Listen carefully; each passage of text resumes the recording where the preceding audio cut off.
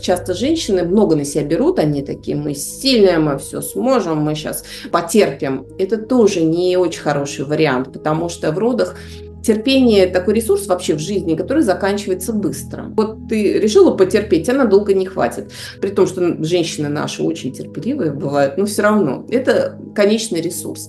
А принятие – это бесконечный ресурс.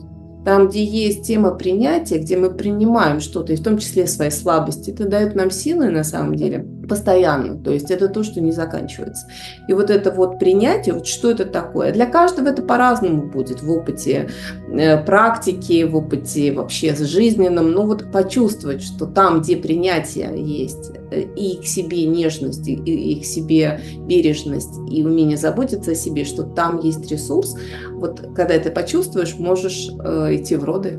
Это как раз, собственно, то, что может очень хорошо помочь.